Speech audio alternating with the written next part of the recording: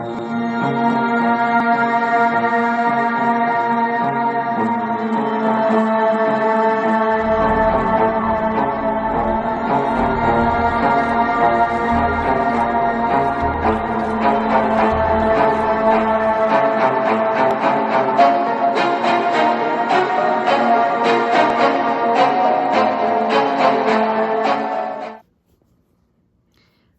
everyone, it's Pam here from Pam's Crafty Corner.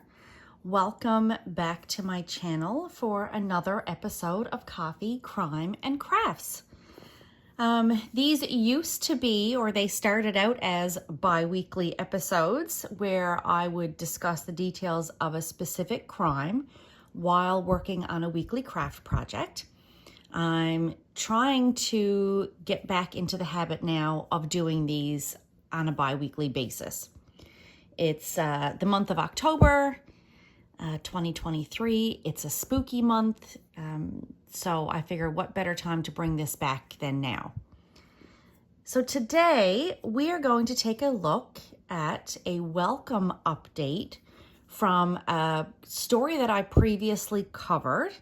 It's the 1996 story of Kristen Smart. And again, I did speak about this at length in a two-part episode sometime last year. So if you want to go back and watch those episodes first to get a true understanding of the update that I'm going to provide today. Otherwise, let's get started.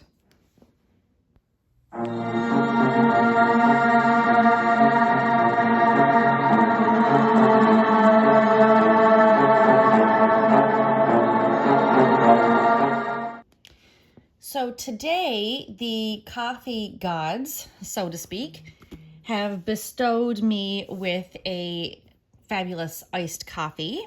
So that is what I'm going to be drinking. Can't see it very well, but that's my Tim Hortons coffee with my straw. I will be having that throughout the episode today. And the project I'm going to be working on is the Jenny Beans Halloween Sampler. I started this back in 2021, and I'm only picking on it here and there. Of course, this year, most of my stitching has been taken up with the Elvis Presley project that I've been doing for my mother. So it was all of my stitching, not just this piece, but all of my stitching was put on hold. So now I'm going to work on this one a little bit today. I have a couple windows I need to stitch in and some background I need to fill in on this house, and I figure that'll be good stitching to work on while I'm having a chat with you. So let's get my needle loaded up here. And as I said, we're going to start today talking about a huge update in the Kristen Smart case. If you've listened to my episodes previously, you would recall that I covered Kristen Smart, as I said earlier, in a two-part episode. And that was fairly early on in my Coffee, Crime, and Craft episodes. Kristen Smart was a 19-year-old college student at California Polytechnic State University, which is often referred to just as Cal Poly. She disappeared Memorial Day weekend of 1996. And when she wasn't found, she was eventually declared deceased in absentia. And I think I have this in the right spot. Yes, on May 25th of 2002. Her family, however, have continued to search for her. And Kristen's disappearance led to new legislation, including the Kristin Smart Campus Security Act, which is a bill requiring all public colleges and publicly funded education institutions in California to have, their security departments communicate with local police, advising them of any cases on campus with suspected violence or disappearances against students there on the campuses. Because back in 1996, when Kristen disappeared, there was quite a gap between the time she was reported as missing to the security on campus and when she was finally reported as missing to the local police. And of course, because of that gap in the reporting, it also hindered the investigation because days had passed by. Evidence could have been tampered with or gotten rid of. So there was some definite discrepancies in how that case was handled right out of the gate. Okay, I've finished the bottom end of this window. So I'm just going to end my thread here so I can start on the next section there.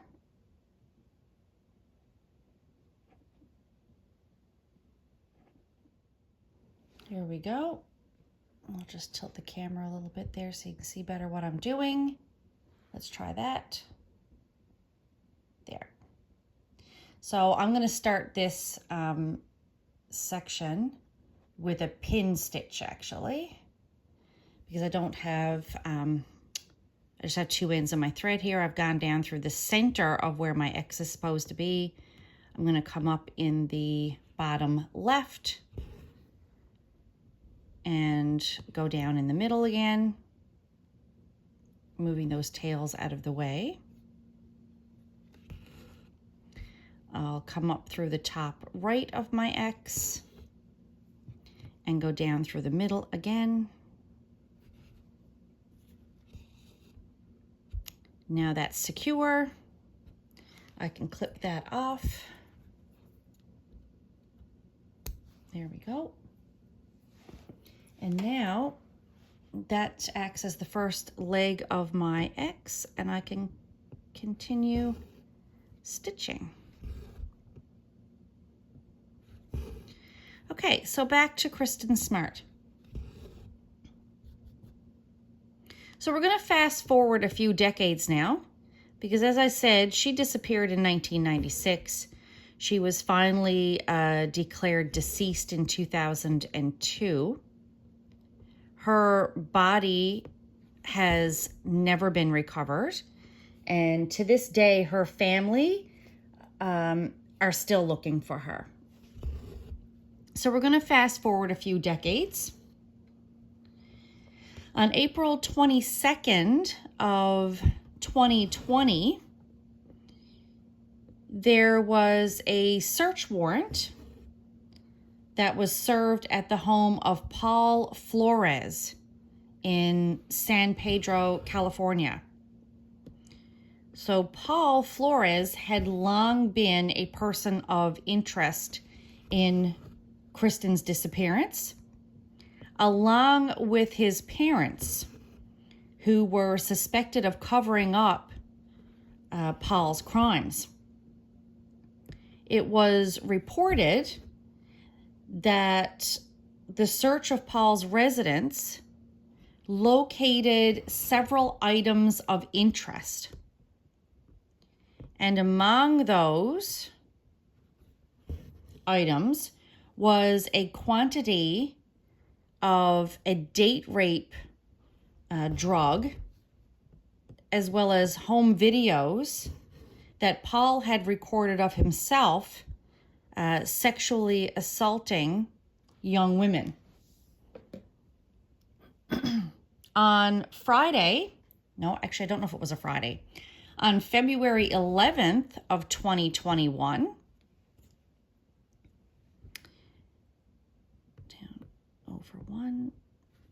on Friday 11th of 2021, the police arrested Paul Flores on suspicion of being a felon in possession of a firearm. Then on March the 15th of 2021, another search warrant was executed. This time, it was at the residence of Ruben Flores, who's Paul's father. The police also used cadaver dogs during this search, as well as some ground-penetrating radar. They also seized an older model Volkswagen from the home after the cadaver dogs had searched that vehicle.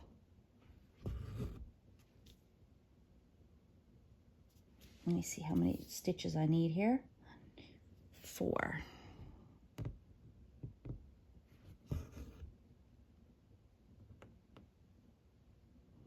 Then on April 13th of 2021, following this search, Paul Flores, as well as his father, Ruben Flores, were arrested. Paul was charged with the murder of Kristin Smart, and Ruben was charged with being an accessory. Paul and Ruben both pled not guilty to all charges at their arraignment.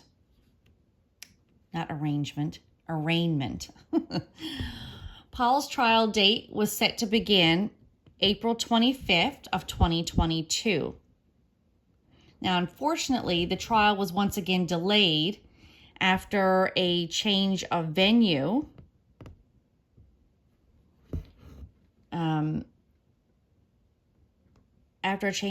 motion was put in by the defense, and it was granted in March of 2022. So the trial itself moved to Monterey County, and the pretrial motions were finally heard on June 6th and 7th of 2022. The jury selection began on June 13th, and opening arguments started on July 18th of 2022. Both Paul and Ruben's trials ran simultaneously at the Monterey County Courthouse, and on October 18th of 2022, the verdicts for both were revealed. Paul Flores was found guilty of first-degree murder, and Ruben Flores, his father, was found not guilty of accessory after the fact. Following the trial, at a press conference, the Deputy District Attorney, Chris Pouvrel, I think that's how you pronounce his last name, he said he was extremely disappointed in the not guilty verdict for Ruben. He felt that they had proven the father's guilt as an accessory. He went on to say that this case for him will not be over until Kristen is returned home. And they remain committed to locating her body, which, as I said, has never been found.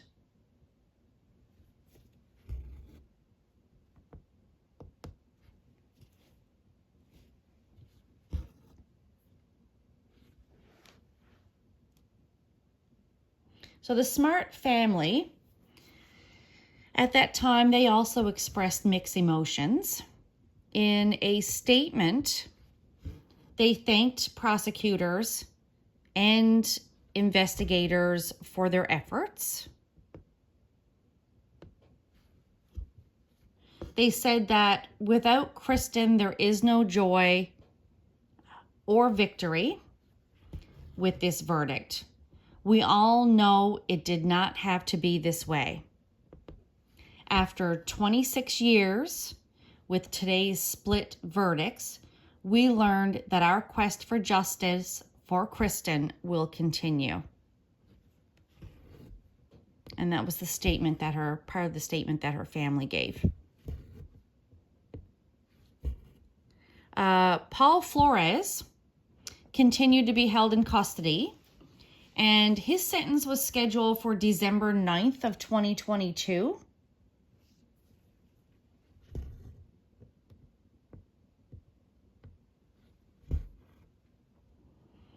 But that ended up being postponed. So finally, on March 10th of this year, 2023, he returned to court and was sentenced to 25 years to life in prison without the possibility of parole. Monterey County Superior Court Judge Jennifer O'Keefe, during sentencing,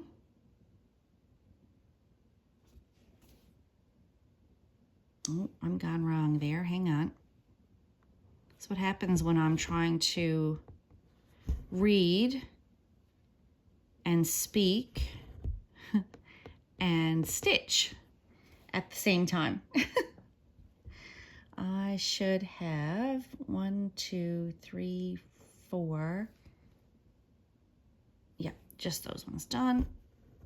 And I should come down one more and then go over. Alrighty. So the Monterey County Superior Court Judge, Jennifer O'Keefe, during sentencing, she called the convicted killer a cancer to society. He was transferred from San Luis Obispo County Jail to North Kern State Prison in Delano, which will act as his reception center. And my understanding is that that's the place where he's going to be processed, and he will receive a classification score. And that classification score will then determine the type of facility that he's ultimately going to be sent to. I don't have any further updates regarding where he's ended up, if he's still at that processing center, or if they have already moved him finally somewhere. So that is pretty much the update on the Kristen Smart story. Not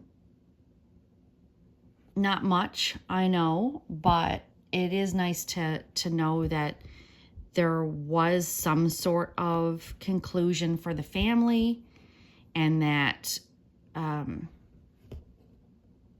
Paul Flores was finally convicted of her murder, even without her body being discovered. And it is such a shame that this individual, after all these years, still will not provide any information to her parents about what he did with her body, and where her final resting place is. I mean, for years it was believed that her body was hidden underneath the decking, like the porch of his father's house. There was also some theories that she was buried under a concrete slab that was poured at his mother's residence. But again, she's never been located, and it is such a shame. So I know this is a really short episode, but I did want to provide an update to that story that I did quite some time ago. That's all I've got for this little return episode. I will be doing another Coffee Crime and Crafts in 2 weeks, which will be much longer.